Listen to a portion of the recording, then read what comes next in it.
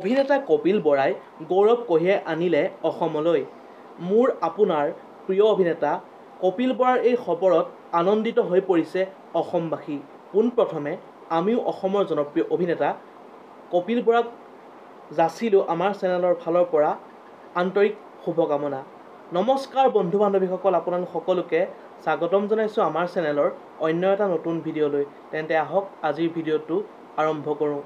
বিদ্যুৎ চক্ৰৱৰ্তীৰ 2002 চনৰ গুণ গুণ গানে গানে চিনেমাৰ জৰিয়তে অভিনয় জগতত খোজ পেলোৱা অসমৰ জনপ্ৰিয় অভিনেতা কপিল বৰাৰ আছে এটা বহুত ভাল খবৰ। পোনপ্ৰথমে এটা কমেণ্ট কৰি জনাবচোন আপোনালোকে বাৰু অসমৰ জনপ্ৰিয় অভিনেতা কপিল বৰাৰ অভিনয় চাই কেনেকুৱা পায়।